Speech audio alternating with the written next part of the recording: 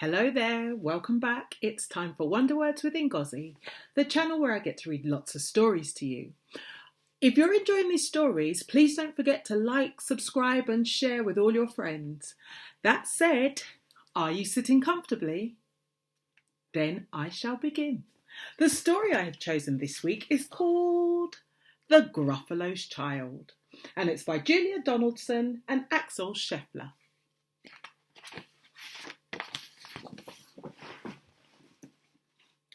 The Gruffalo said that no Gruffalo should ever set foot in the deep dark wood. Why not? Why not? Because if you do, the big bad mouse will be after you. I met him once, said the Gruffalo. I met him a long, long time ago. What does he look like? Tell us, Dad. Is he terribly big and terribly bad?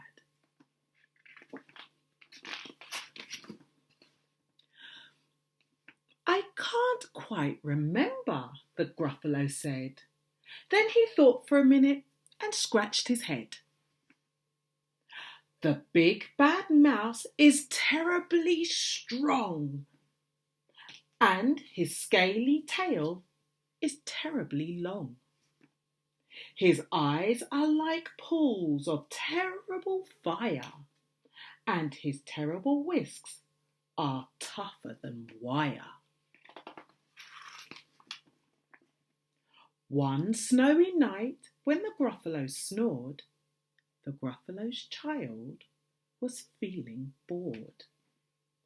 The Gruffalo's child was feeling brave, so she tiptoed out of the Gruffalo cave. The snow fell fast and the wind blew wild. Into the wood went the Gruffalo's child. How brave is she? Aha! Oh-ho! A trail in the snow. Whose is this trail? And where does it go? A tail poked out of a log pile house. Could this be the tail of the big bad mouse?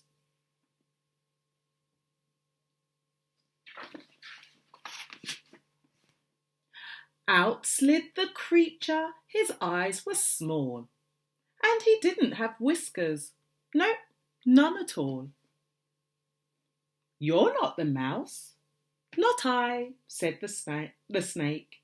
He's down by the lake, eating Gruffalo cake. The snow fell fast and the wind blew wild. I'm not scared, said the Gruffalo's child.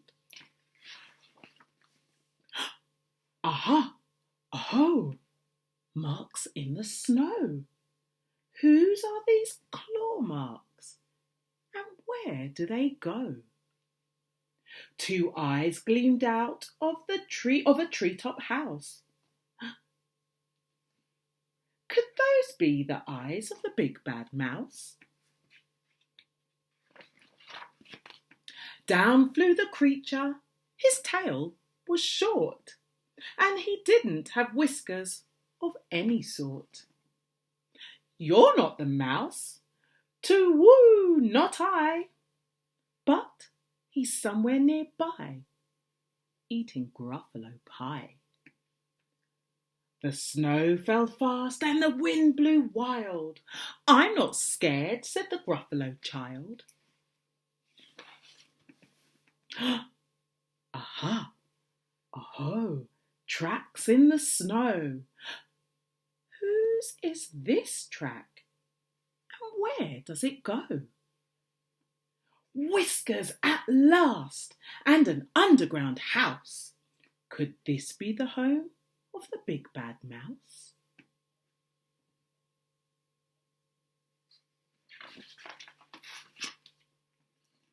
Out slunk the creature. His eyes weren't fiery. His tail wasn't scaly. His whiskers weren't wiry. You're not the mouse. Oh no, not me. He's under a tree, drinking Gruffalo tea. "It's all a trick," said the Gruffalo's child as she sat on a stump where the snow lay piled. "I don't believe in the big bad mouse." But here comes a little one out of his house. Not big, not bad, but a mouse at least. You'll taste good as a midnight feast. "Wait," said the mouse, "before you eat, there's a friend of mine that you ought to meet. I'll let him hop onto a hazel twig.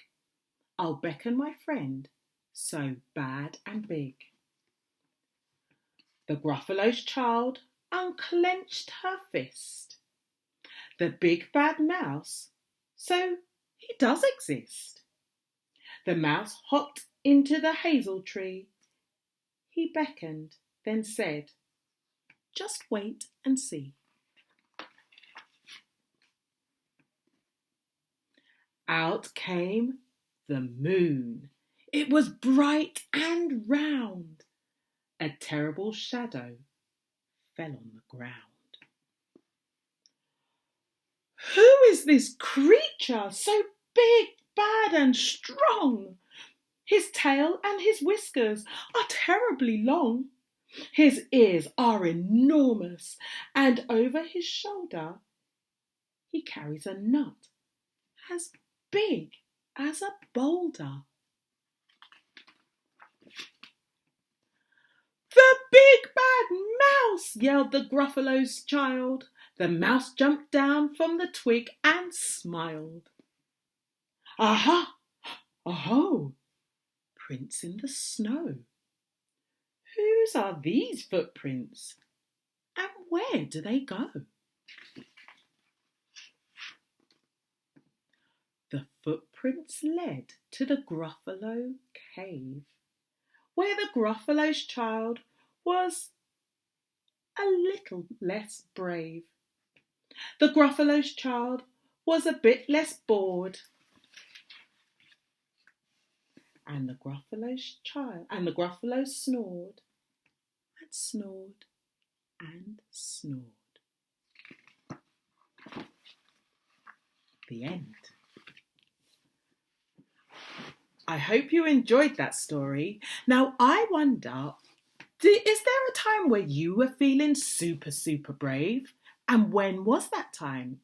Turn to your grown-up and tell your grown-up of a time when you felt like you were really, really brave, just like the Gruffalo's child in that story.